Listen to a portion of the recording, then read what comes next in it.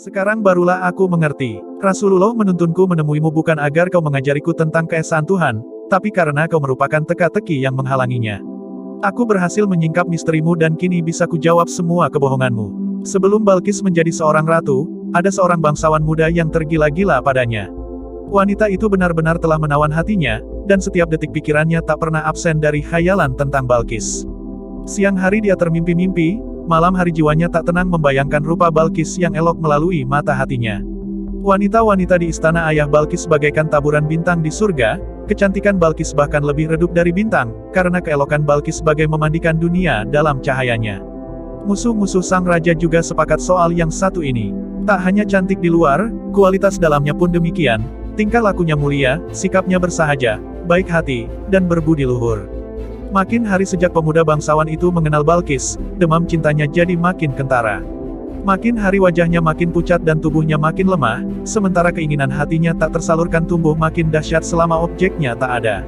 Teman-temannya tak bisa berbuat banyak karena ia telah meminta mereka bersumpah untuk merahasiakan sebab musabab penyakitnya. Tapi akhirnya ada juga seorang sahabat sejati yang dengan pertimbangan moral mampu menyeimbangkan antara menjaga rahasia dan keselamatan sahabatnya.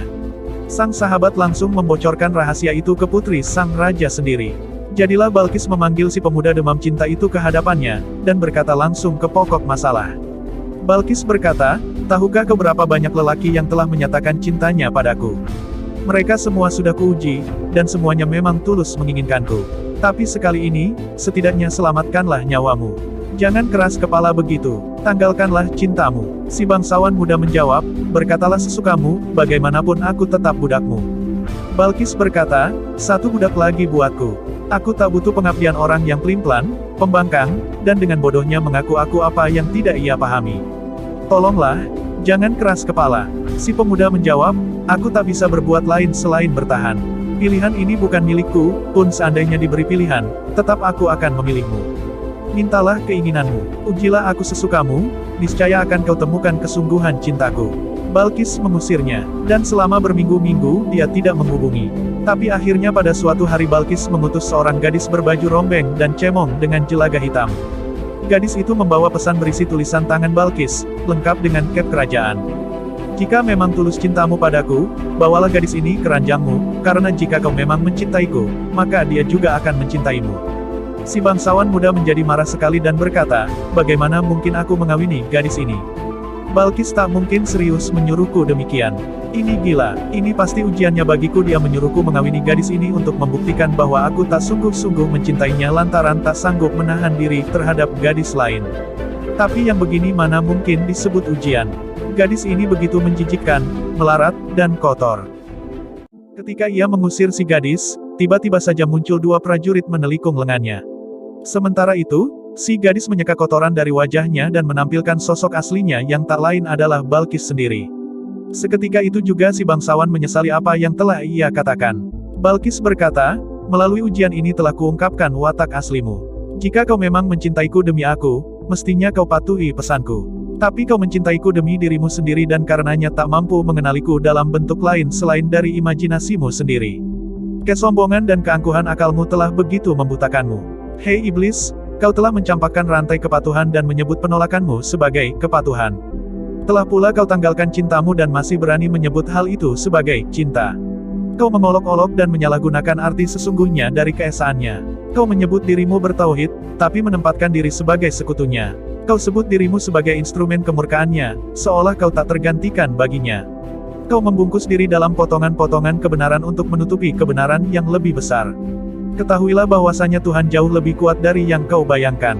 Kau bilang dia tak akan sanggup mencapai tujuannya kecuali jika kau mau menerima jubah kutukannya. Asal kau tahu kemampuan dan kekuatan Tuhan jauh melampaui kemampuanmu untuk menolong ataupun menyakitinya. Iblis menyeringai mendengar uraian Buhairah. Kau benar-benar bodoh, Buhairah. Segala yang dia ajarkan padamu tentang aku tak lebih dari sekadar mitos dan bayang-bayang. Lihatlah kemiripanmu denganku. Sengaja kusembunyikan kebenaran ini darimu, telah kututupi umat manusia dari hal ini rahasiaku dengannya, rahasia ini adalah bukti keintimanku dengannya.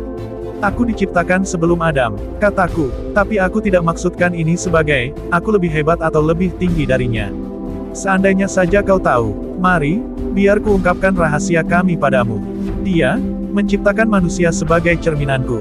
Dia berkata padaku, berperanglah dengannya, agar kau mampu membersihkan wujudnya dalam dirimu. Sejak Adam diciptakan, setelah Allah meniupkan esensi dosa-dosaku ke dalam tubuhnya, dia telah memerintahkanku untuk sujud.